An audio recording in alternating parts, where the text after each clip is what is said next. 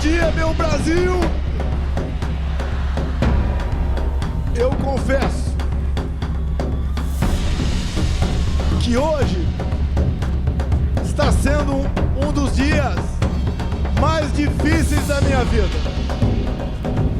porque nós vamos falar aqui sobre a vida de inocentes.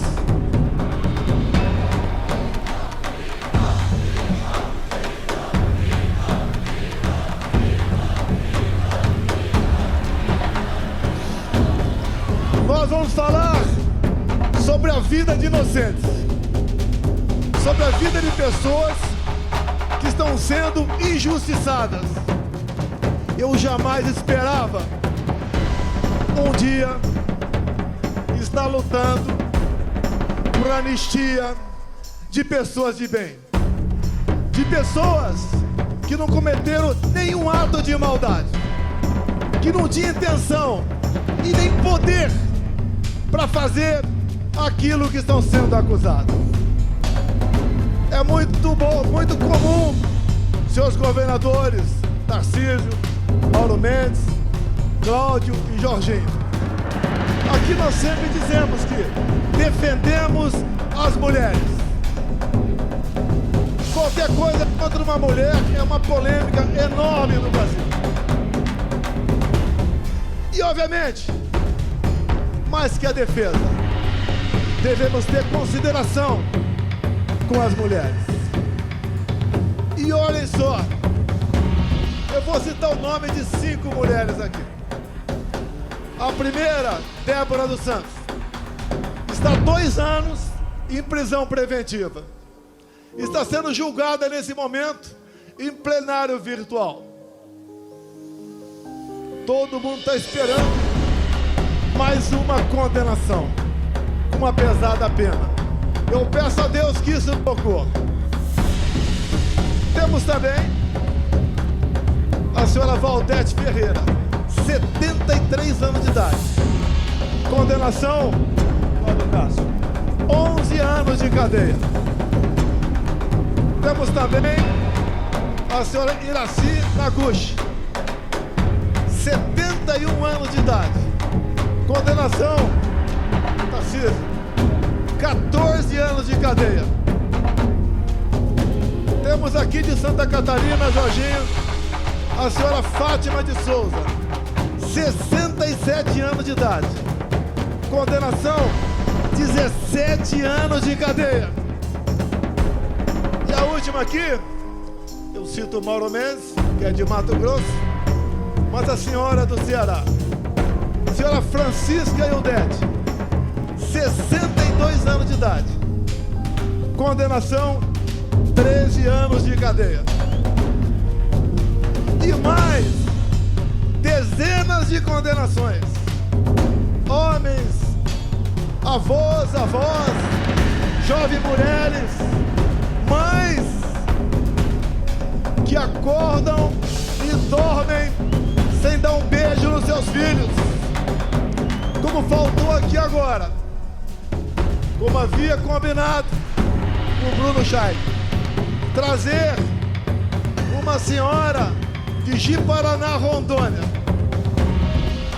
Essa senhora tem 6 filhos, o mais velho 10 anos, o mais novo 10 meses, o marido um caminhoneiro que chegou num frete de Rondônia naquele fatídico domingo de 8 de janeiro lá em Brasília. Tomou um banho e foi para a esplanada. Acabou sendo pego. Condenação, 14 anos de cadeia. Essa senhora com 6 filhos teve seus vencimentos como servidora de Rondônia bloqueados. Vive de favores. E esse homem está foragido. Talvez esteja na Argentina com dezenas de outros patriotas. Eu jamais pude imaginar um dia na minha vida que teríamos refugiados brasileiros mundo afora. Refugiados brasileiros mundo afora. Até há poucos anos, a gente não sonhava em passar por uma situação como essa. Estamos passando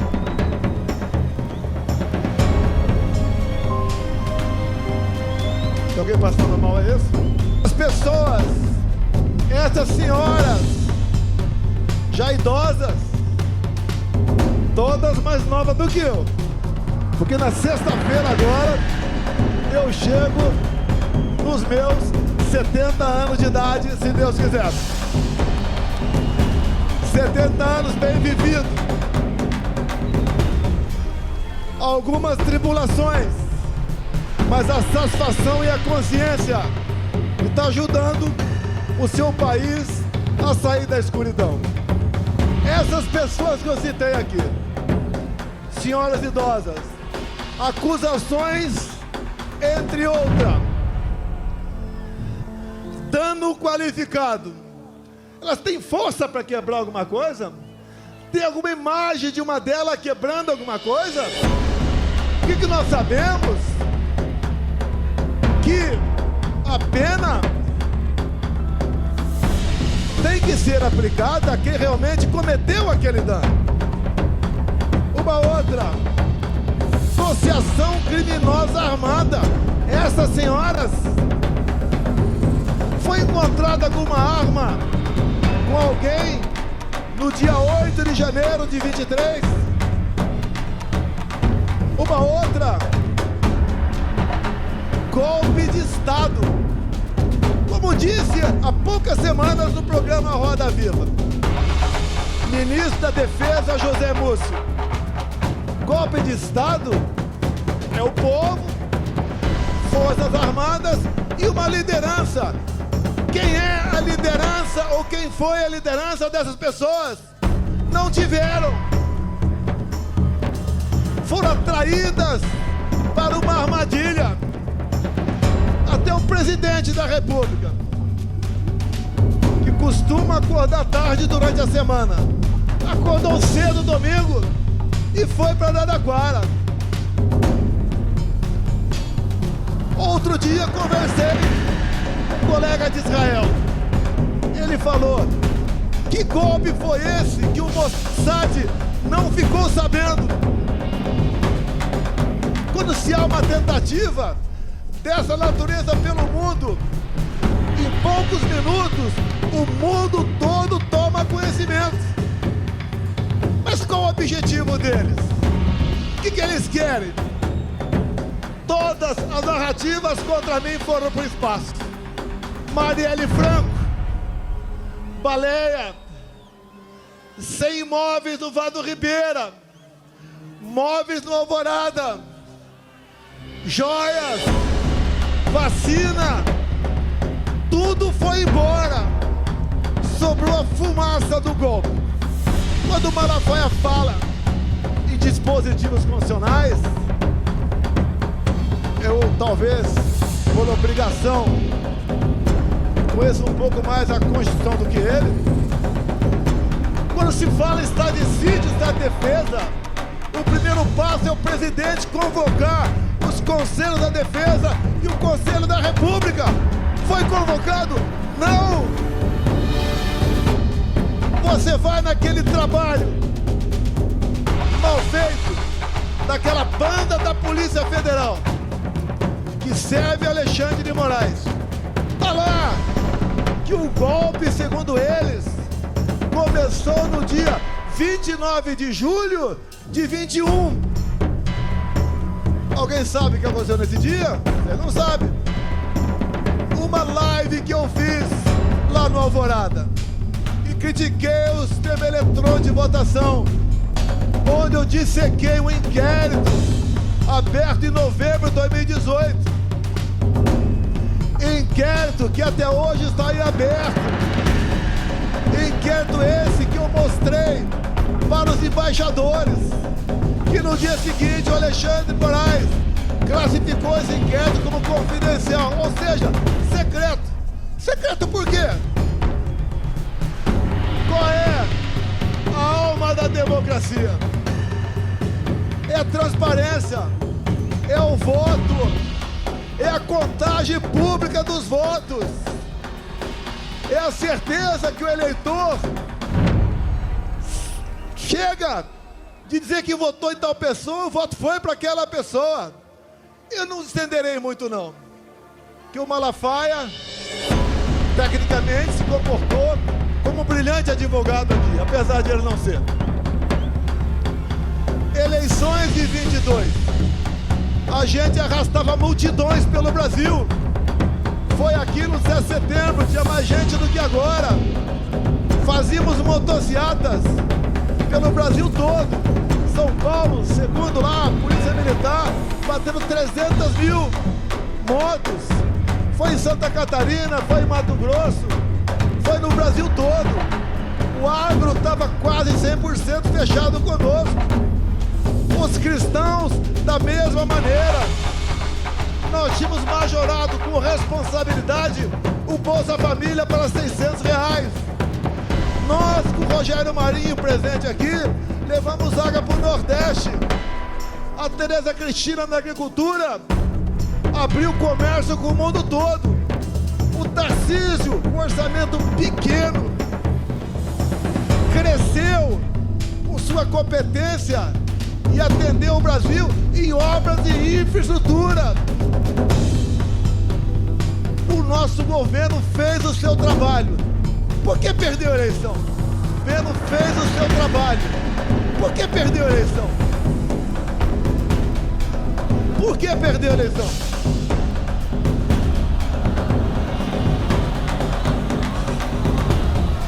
Será que a resposta está no inquérito 1361, secreto até hoje?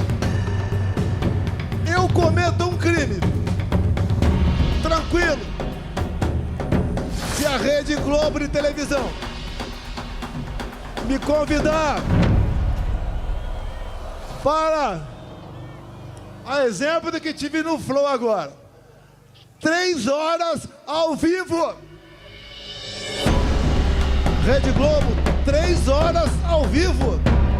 Vocês perguntem o que bem entender. Eu quero 30 minutos para falar do Brasil, mas pergunte o que bem entender. Eu abro esse inquérito secreto ao vivo na TV Globo. Não sei se meus advogados conseguirão esse inquérito, mas que a divulgação do inquérito foi o início do golpe, o povo tem que saber o que está nesse inquérito.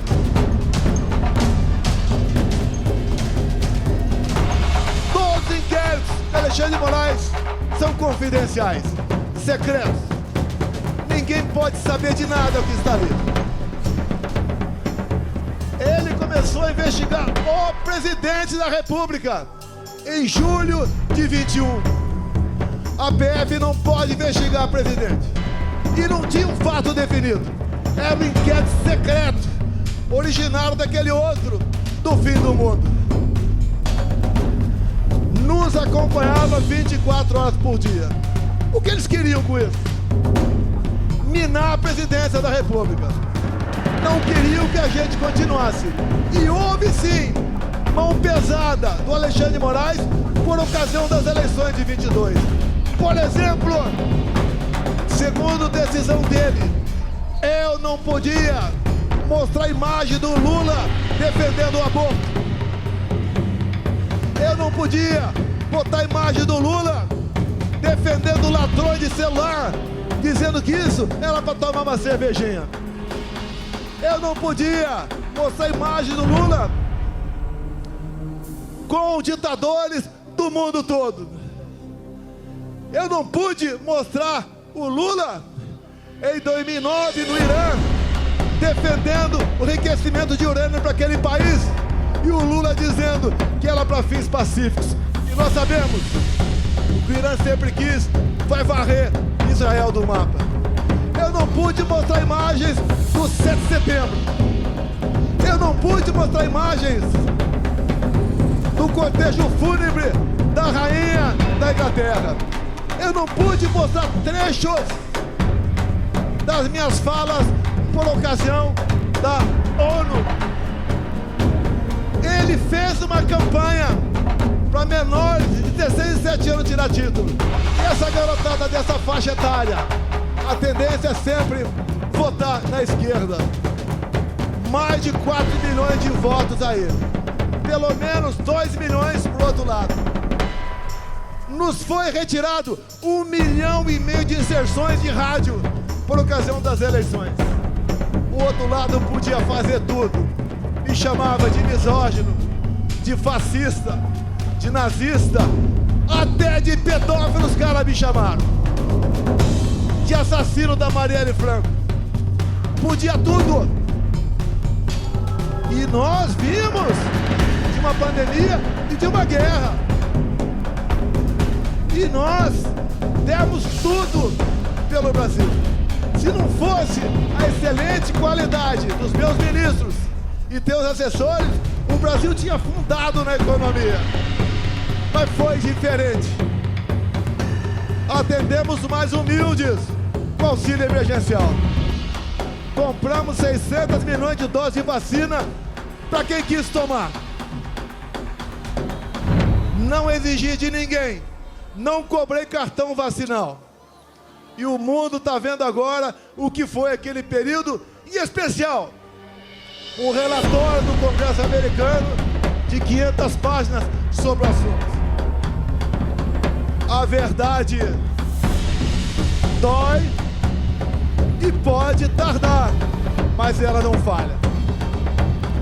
Essas pessoas que estão presas, homens e mulheres, idosos, jovens mães, esse é o motivo desse nosso encontro aqui hoje em Copacabana. Mas o que eles querem no final das contas, como o ministro disse há pouco tempo, nós derrotamos o bolsonarismo. O que eles querem? Como viram que a questão da inelegibilidade dá para ser alterada. Afinal de contas, me tornaram inelegível por quê? Pegaram dinheiro na minha cueca? Alguma caixa de dinheiro no meu apartamento? Algum desfalque estatal?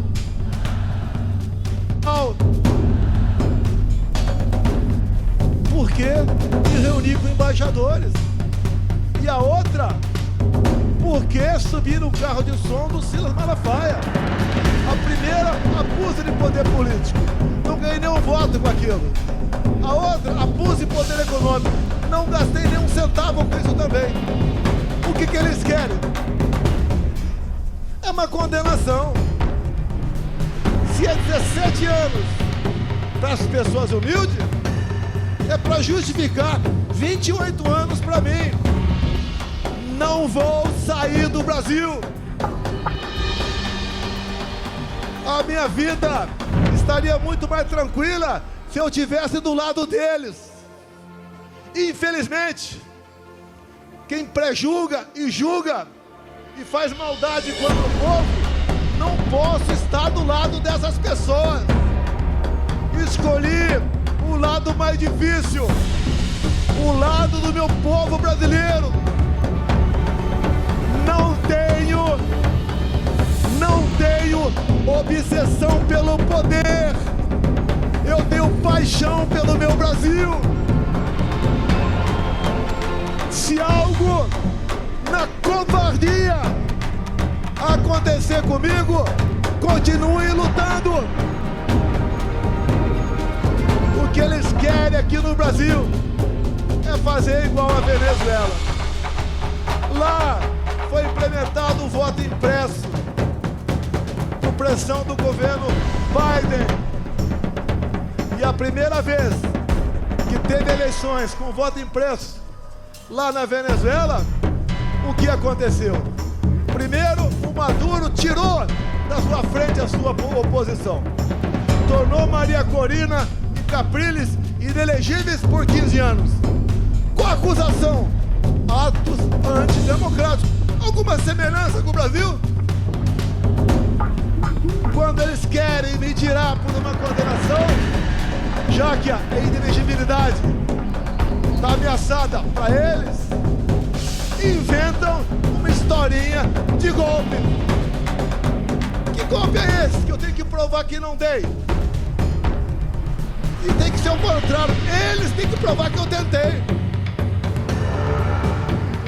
Queria dizer que o golpe começou no dia 29 de julho de 21 e terminou no dia 8 de janeiro de 23. Ninguém engole essa história.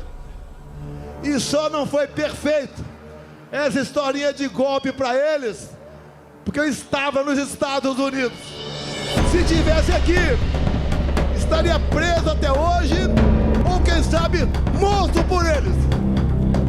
Eu vou ser um problema para eles, preso ou morto. Mas eu deixo acesa a chama da esperança, da libertação do nosso povo. Afinal, o Brasil é um país fantástico. Desculpem o pessoal lá de Israel. Aqui é a terra prometida. Aqui é a terra de Deus. Aqui temos gente do mundo todo.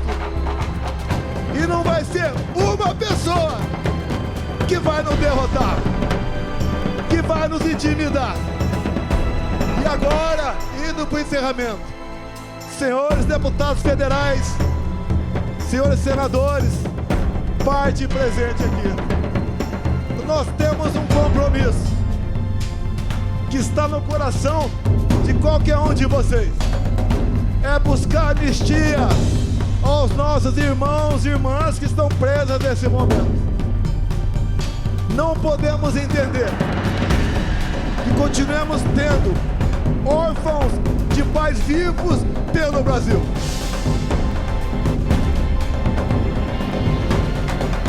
Não existe maldade maior do que essa. Hoje, o levantamento, já temos votos suficientes para aprovar na Câmara.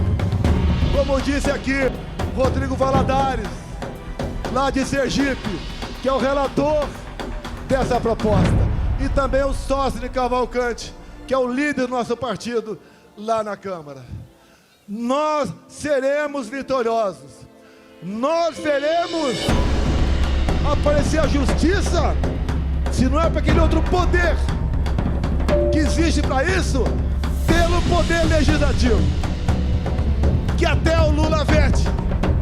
Nós derrubaremos o veto. Agora, por que a esquerda dá contra a anistia? Já que eles, ao longo da história, sempre foram beneficiados de anistia.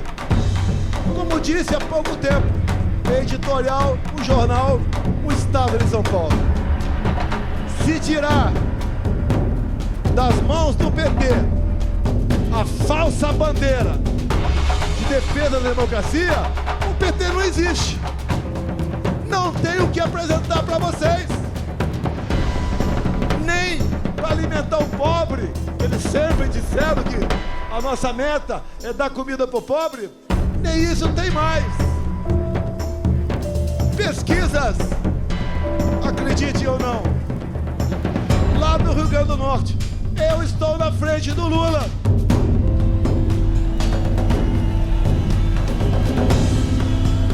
Indo para o encerramento, façamos comparações. Compara o nosso governo de poucos anos com o atual. Dá para comparar. Dá para comparar. Na infraestrutura, o atual ministro do PT com o Tarcísio de Freitas.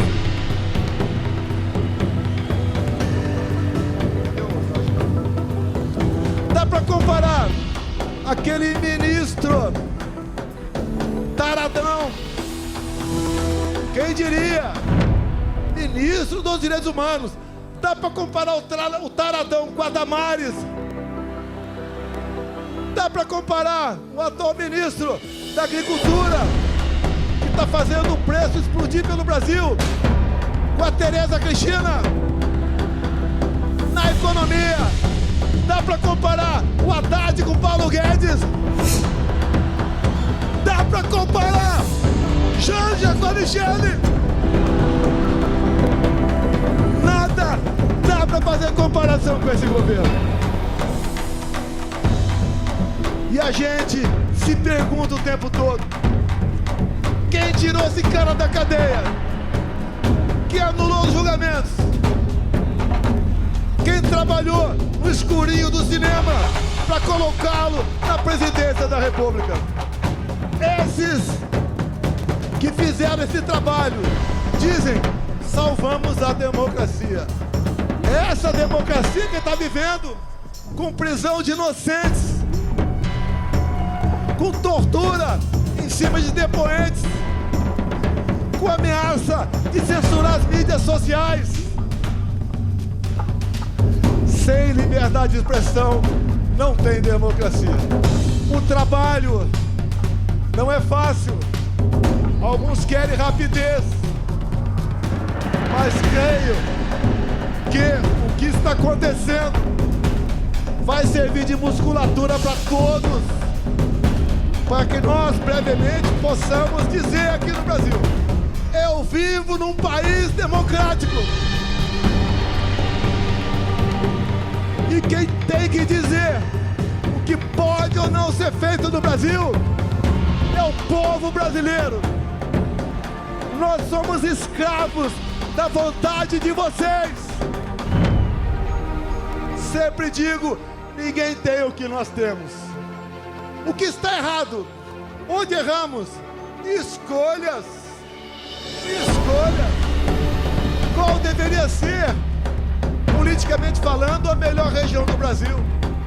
A mais próspera, a com mais igualdade, com mais oportunidade, com mais amor. Tinha que ser respeitosamente o nosso Nordeste. E por que não é? Não é porque o PT está 20 anos lá, roubando o nordestino, sonegando educação para ele. Os estados com maior índice de violência, infelizmente, é o Nordeste. E aqui comigo, por coincidência, os 2 melhores, os 3 melhores em índice de violência: Mato Grosso, Santa Catarina e São Paulo.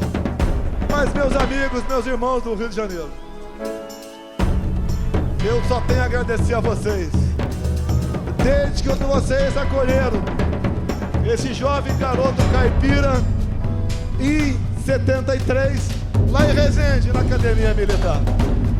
Jamais eu esperava que a minha vida acontecesse tudo isso, bem como jamais esperava que na minha vida ele colocasse ao meu lado pessoas fantásticas, pessoas maravilhosas, patriotas, que têm Deus no coração. O meu ciclo vai se esgotar um dia, mas nós estamos deixando muitas pessoas capazes de me substituir no futuro. Por lá de lá não tem nenhuma liderança. Por lá de lá não tem o que falar para se apresentar junto a vocês. Nós acreditamos no futuro do nosso Brasil. E o último ato aqui, esta senhora que está do meu lado e as suas 2 filhas. Aqui é a viúva do Crezão.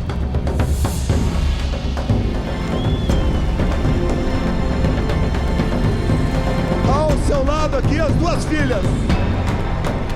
Uma família que tendo em vista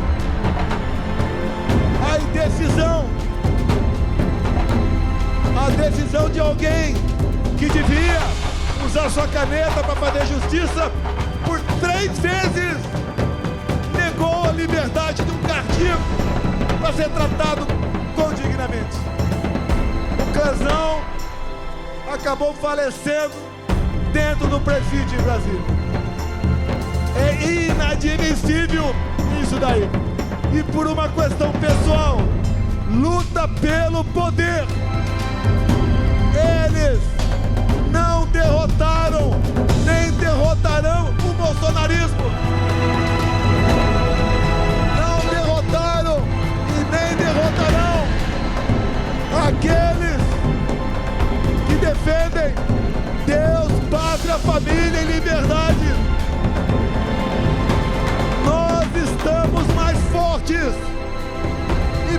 vocês, por ocasião das eleições do ano que vem, me deem 50% da Câmara e 50% no Senado, que eu mudo os destinos do nosso Brasil.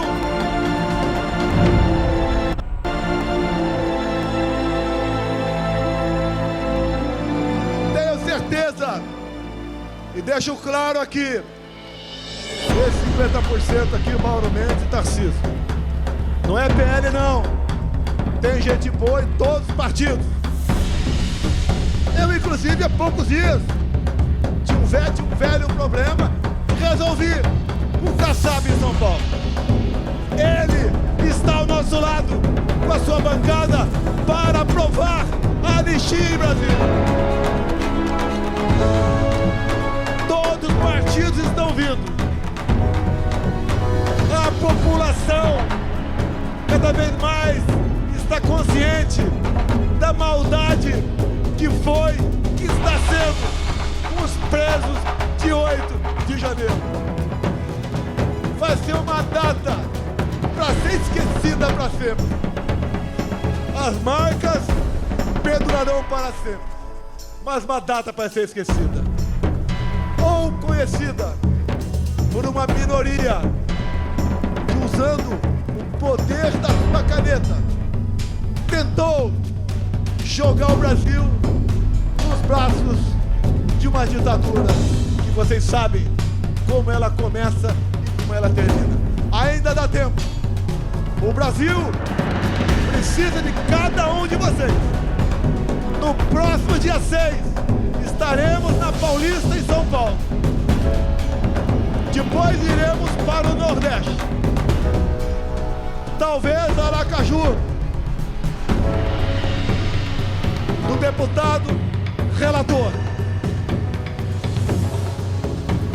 E assim nós vamos ganhando força, e com a verdade ao nosso lado, vamos mostrando que o Brasil tem sim de verdade.